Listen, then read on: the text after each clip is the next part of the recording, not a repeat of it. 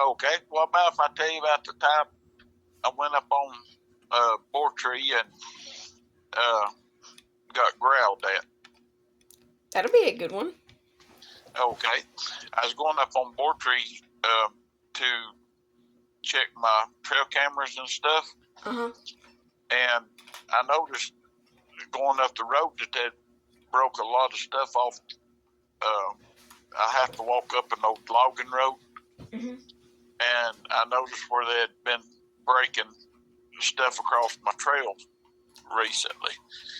It was still green and fresh, and it couldn't have been no more than a couple of days old. Oh. And so I was easing up through there, and you know me, I'm recording everything and documenting everything, and making videos of it and all of that stuff. And I get up there, and I come to a little limb that's broke off about 7.5 feet high. So I reach up and break that limb off and document it and throw it on the ground. And the reason I do that is everything that they do, I try to undo so that they'll keep messing with stuff. And it just gives me more evidence. But I took that limb, documented the limb, took it off and threw it down. And my trail that I walk in goes through a laurel thicket. So I started into that laurel thicket, and they have run a limb in sideways. And I document it and show that there's no way that the limb could have failed because it was too thick. And so I document that and come out the other side and sit down to rest because it takes me about an hour and a half to walk in there. And I sat down to rest just a minute, and a rock comes over my head and lands out in front of me about 50, 60 yards in front of me in an old clear cut. So I get my phone out and I document that. And I hold it up behind me because I was tired. I was sitting there resting. And I just held it up and said, there's a rock come from here behind me, and it landed out here. And I zoomed in and showed them where it landed and all that stuff. And I went on up to my trail cameras.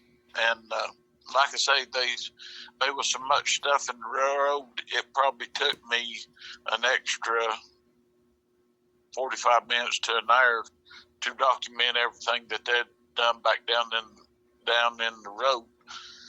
And so I get up to my trail cameras, check all them.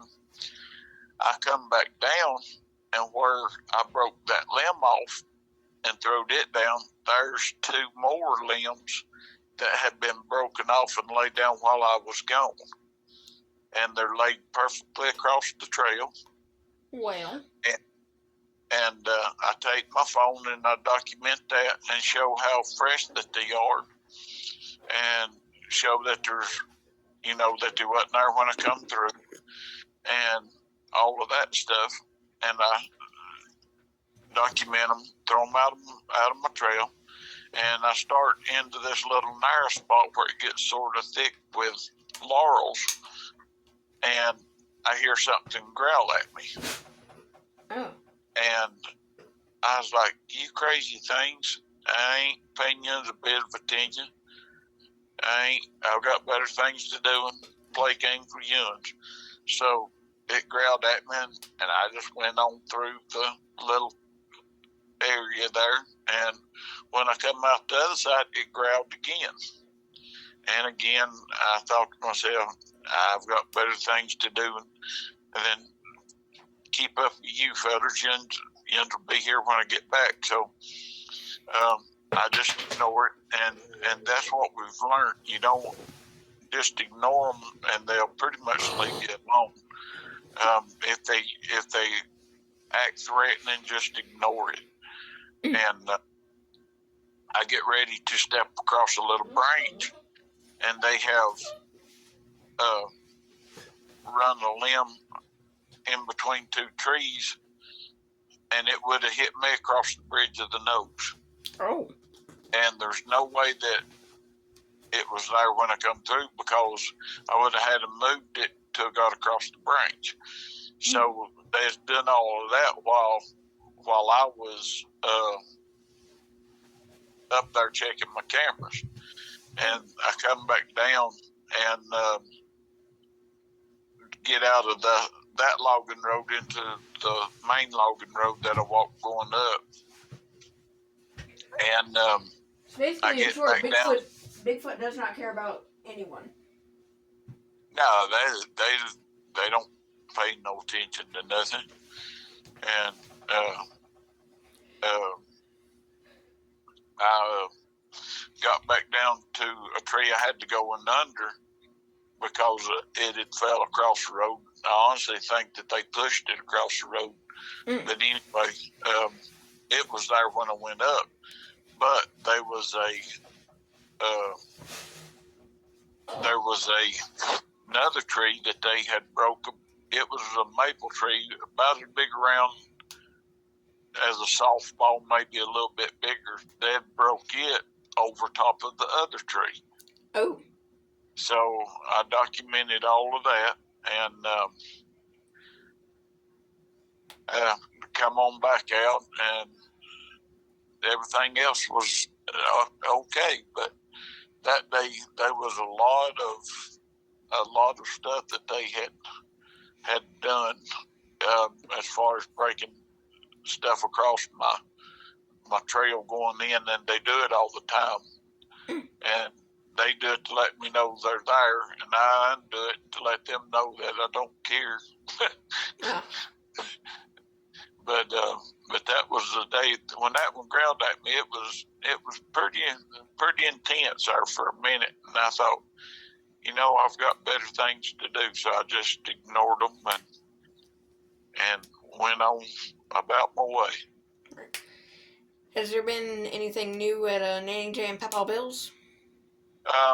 Yeah, let's see. They were sitting out on the porch the other morning, and heard two of them talking back and forth up on the side of the mountain. Oh. And them Squatches is active up there. Yeah, they are. And Nanny went out the other evening to get some stuff out of the can house, and one whistled up on the side of the mountain.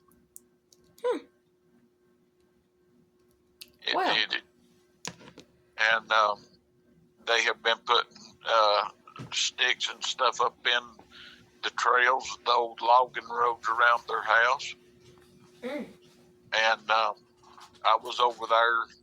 I don't think I've talked to you since this happened, but I was over there, and me and Daddy heard one. We was out. I was getting ready to leave. It was on Saturday night about 10 o'clock.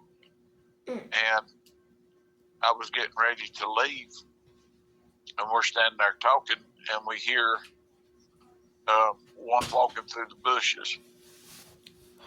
And so we keep standing there, and all of a sudden Daddy says, my belly's hurting.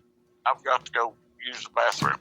And I don't know if he got hit with infrasound or what, but I just kept standing there, and I thought, well, I'm going to go on to the house. So I went and told Mama. When I walked up on the porch, it was maybe 10 yards away, and walked up on the porch and told Mama bye. That I loved her. Well, I walked back out there, and I could smell it. Oh. And I turned around and tell Mama, I said, well, that's still hanging around because I can smell it now. And I stood there for a few minutes, and the smell left. And that's one thing, they don't smell all the time. They do it like a defense, like a skunk does. Oh. And so it's more like defensive. Yeah, it's a deterrent. Like there's someone like hanging around. We need to get going. Let's just like get our smell going or something to scare them off or something. Yeah, it's a smell like something's dead, and I don't want to find out what it is. Huh. And then that way you don't spend that much time. You just get on out of there. Yeah. Well, learning stuff about Bigfoot too. Yeah. It went from just Bigfoot stories to just learning Bigfoot. There you go. I mean, that might come in handy in the future. Oh, it does, because all these people, they talk about them smelling. Well, they do, but not all the time. Right. And more than likely, when people get chased by them, if they wouldn't run, they probably wouldn't chase them. Huh. All they're doing is trying to scare them out of the woods and hope they don't come back. Huh. Well, I'm taking notes on this one. Huh? I said I'm taking notes. Yeah, because it can help you. Yeah. Even when we got bluff charged by the female that had the little one with her, we just stood our ground, and it went on. Did you ever tell me about that one? I don't know. But I'll tell you about it right quick. Alrighty. We was down in a place called Scaly Mountain, and me and Papa Bill had hunted there for years. And we had went in and fixed him a place. Earlier in the spring, I got whooped at during turkey season. It whooped at me 5 or 6 times until it got daylight enough to see what it was. And once it got daylight enough to see what it was, it quit. And I honestly think it thought I was one of them because, you've been turkey hunting. You get into the woods before daylight. Right. And I had my gloves on, my face mask on, all that stuff. I'm completely dark, no white showing from head to toe. And, I'm pretty good sized young. And then I think they thought I was one of them because when it first time it whooped at me, I heard the turkey gobble. And so I was walking in, like I say, I was walking in and I heard that turkey gobble. I thought, well, I'll put all my stuff on so I don't spook it. So I put all my stuff on, my mask and all of that stuff. And I thought, okay, I'll sit right here and once again, an old logging road. And I was standing there waiting on that turkey to gobble again so I know where to get set up on it. And it didn't gobble. And I thought, well, I'll do a little bit of calling. So I done a little bit of calling. And when I got through calling, I heard whoop. And I thought, you got to be kidding, because I'd never seen or heard anything there.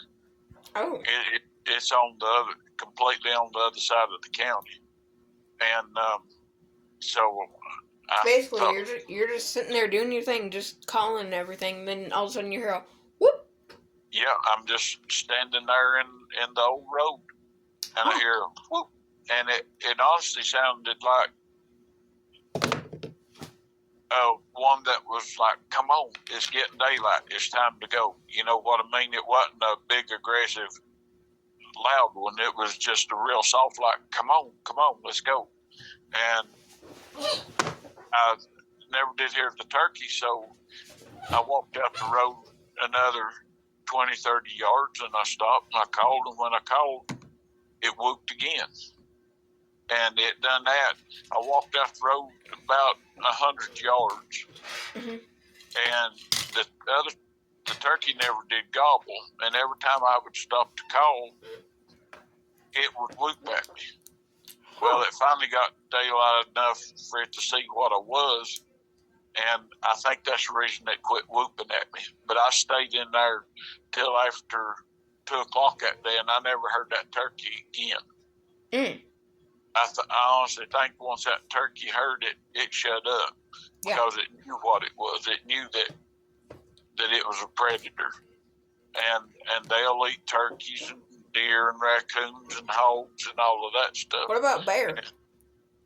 Yeah, they'll eat bears. Oh wow! So they're like big old predators. Oh yeah, they're definitely the top of the food chain. Yeah. Well, the like food chain here. Yeah. Not like in Africa where it's like lions or something.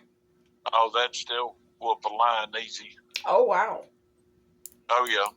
You got to remember these things are anywhere from 7.5, 8 foot up to 10, 11 feet tall.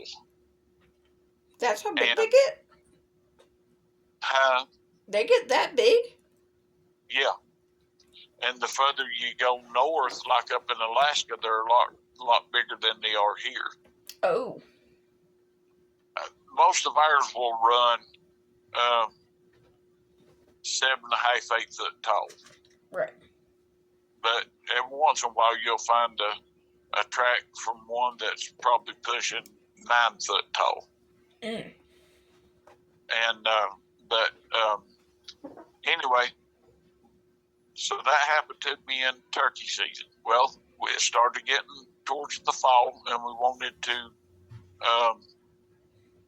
go in and fix Daddy a place to deer hunt. Uh-huh. So we walked in on the old road he likes to hunt on. Mm-hmm. We walked around it, found him a spot, and cleared it out and got him a good place to sit and all of that stuff. Well, we come back around the road, and the old skid road we're in, and there's a pine tree, and we looked up on the pine tree, and you could see where it had reached around that pine tree. You could see thumb on one side and the 4 fingers on the other, and when it pulled all the bark and stuff off that pine tree down into the wood. Just made great big finger claw marks in it. Oh. And we knew it wasn't like that when we went around there. So I took pictures and stuff of that. And that was in, like I say, in early fall. And then in February, me and Dwight Campbell and Robin Moonshadow was down there. I was going to show them that tree. So we get out of the vehicles. I've got my truck, and Dwight had his. And the Squatchmobile? Yep, the Squatchmobile. And we get to walking out through there, and we started noticing structures on the right-hand side of the road, and where we want to go is on the left-hand side. So we get over there and do the looking around and document all of that stuff. And we come back up in the road and get ready to go on the left-hand side where it had done that to the tree. And we started around that old road, and up on the ridge, the female starts yelling and making all kind of weird noises. And we listen to her. She comes off, but she stays hid the whole time. She stays just out of sight in the trees to where we can't see her, but we can keep up with the noise. We can tell exactly where she's at. And she comes off and drops down and gets in between us and the vehicles. And that's when she really starts pitching a fit. Doing like that. But it was a lot louder and a lot deeper. And so we just stand there. That's the only time I've ever put my hand on my pistol when I'm out squatching. I never have before then. And so I put my hand on my pistol just in case, I have to defend us.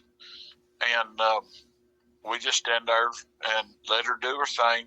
And like normal, she pitches her fit, grabs her little one, and goes off. And the reason we're 99.9% sure that she had a little one, we go down in there looking, and we get down in there and find some little tracks about 4, maybe 5 inches long at the most. Mm. So evidently, she was up on the ridge hunting, and we started, and her baby was down in that holler to where she could watch it from up there, and we started to go in between them. And when we done that, she didn't like it. I could see that. That would be like me and my mom getting separated. Yeah, it would. I can see where that Mama Bigfoot's coming from on that one. Yeah, it's just like a mama bearing their cubs. Yeah. And now the crazy thing is, and this is another one of them things that I'm pretty much definitely sure we closed up our vehicles. Mm-hmm. Because we always do and everything, and I always locked mine. Now I don't know if Dwight did his or not, but we do know he drives a Ford Expedition SUV. So we Don't tell me the Bigfoot stole his car. no, it didn't. But when we got back there, the back of it was up. Mm. And we're pretty much 100% sure it was down, because we wouldn't walk away from a vehicle with backup. Right. And but we know nobody else come in because the road that you come in on, we was never any more than 50, 70 yards from it. Mm. And so us being that close to it, we would have heard anybody coming in or going out. Yeah. We would. Well, Sasquatches are crazy. They are. I definitely think they have a sense of humor. Yeah. They're crazy, but yet cool creatures. They are. And their intelligence is just out the roof. Yeah. Them things are like probably smarter than humans. Oh, I wouldn't doubt it at all. They are the Einsteins of the animal. Of the animal kingdom. Yep. Yeah. No doubt on that one. And but just some of the stuff they've done. I mean, they have to have a sense of humor. Oh yeah. Like putting that stick up to where if I would have walked across that creek, it would have hit me right across the bridge of the nose. Yeah. One thing I forgot to tell about on that story was when I went through and found the stick that was stuck in sideways in the laurel thicket. Mm-hmm. It was chest high. Mm. So it would have hit me right in the chest. Oh. And just some of the stuff that they've done, you know good and well they had to have a sense of humor. Bringing all that stuff in and putting it across their trails, I mean, other than to be aggravating and to see what we do, why else would you? Yeah. We always remove everything, so they know we're going to remove it. And I think it's just a way of them interacting with us back and forth. Mm-hmm. And I have heard of them, and I honestly think they do, that they get to know people. Mm-hmm. And I think once they get to know them and know whether they're a threat or not, then it becomes almost, I ain't going to say like a pet, but, it almost becomes like their way of saying, "Yeah, we're here. We know you're not going to bother us. You're okay." Yeah. And that kind of stuff. Yeah. Well. And I honestly think the last one that I seen when I was deer hunting, it could have, if it would have wanted to have got me, it could have got me any time. Yeah. And it was just standing there looking at me, and it let me look at it until I picked my gun up to get a close look. Yeah. And but we've got one up there in that same area. It will make woodpecker sounds. Mm. And it will follow us so far. And I think what it's doing is it's following us to one area, and then there's other ones that will watch from that area on. You know what I mean? Yeah. It starts letting them know that we're coming. Yeah. And that's one that we've nicknamed Woody.